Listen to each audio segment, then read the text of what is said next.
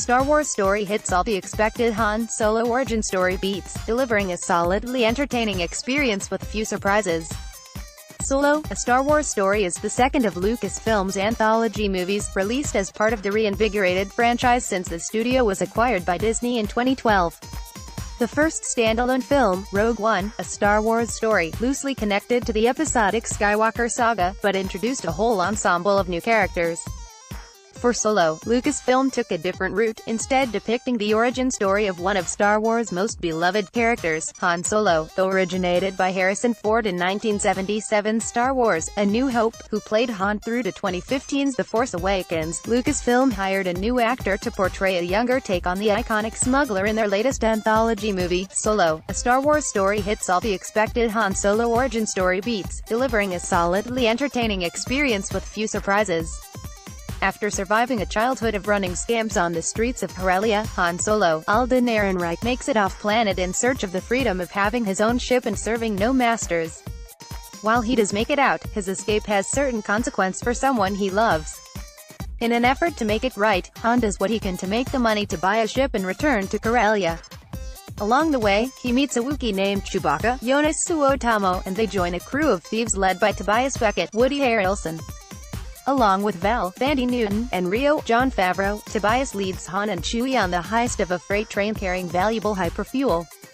When the heist goes sideways, though, Tobias' crew finds themselves with a debt to pay to Dryden Voss, Paul Bettany, the leader of a crime syndicate called Crimson Dawn. While meeting with Voss, Han runs into someone from his childhood, his old friend Kyra, Emilia Clarke.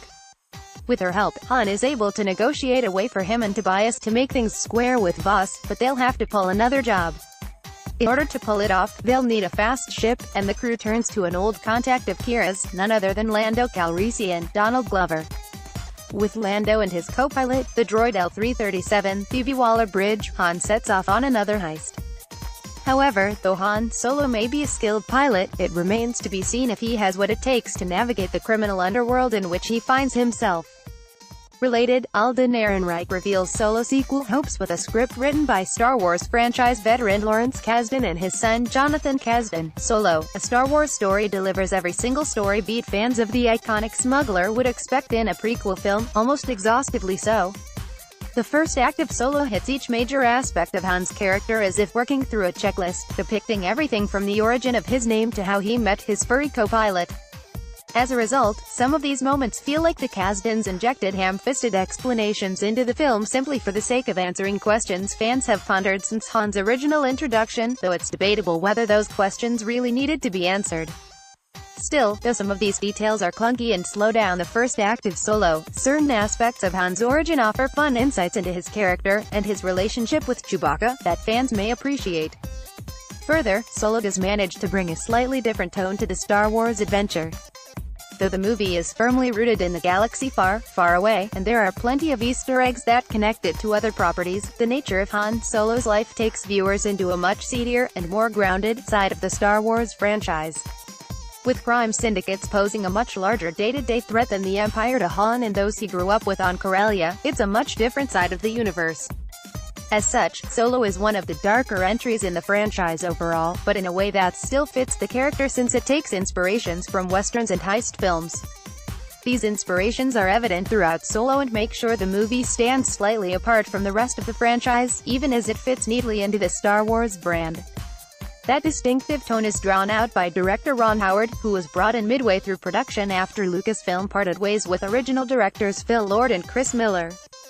The filmmaker brings a much more grounded feel to the movie, which is helped by cinematographer Bradford Young, who paints the Han Solo origin movie in predominantly earthy, muddy colors. The major exception is the Millennium Falcon, but that foreshadows Han's future involvement in the galactic fight against the Empire later in his life.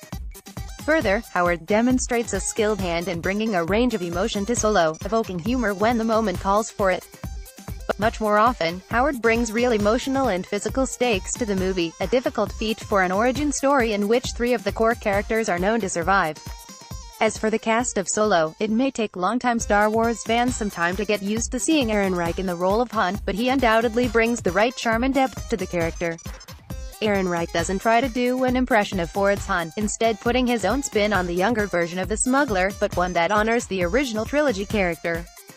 Harrelson also excels as Beckett, playing off Ehrenreich's Han well for a complex mentor-mentee dynamic. Further, Glover is a standout as Lando Calrissian, and fans will be calling for more of his character in additional Star Wars anthology films. Hit droid L3, as voiced by Waller-Bridge, is sure to be another favorite, though her character is often played for laughs in ways that may not sit well with all viewers. All in all, the ensemble cast of Solo is strong, if not always used effectively, but it's truly Ehrenreich's show, and he gives a solid lead performance. Ultimately, Solo, a Star Wars story delivers on what was promised, an entertaining enough origin story for Han Solo that explains how he became the smuggler introduced in A New Hope. Beyond that, the movie takes very few risks, and offers very few surprises.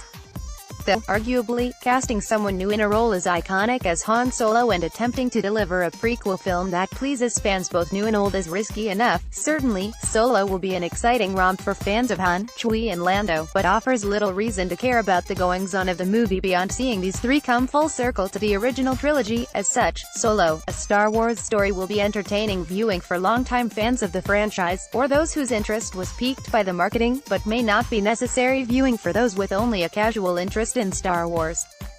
Trailer Solo, a Star Wars story starts playing in U.S. theaters Thursday evening, May 24th. It runs 135 minutes and is rated PG-13 for sequences of sci-fi action and violence. Want to talk about Solo without spoiling the latest Star Wars movie for others?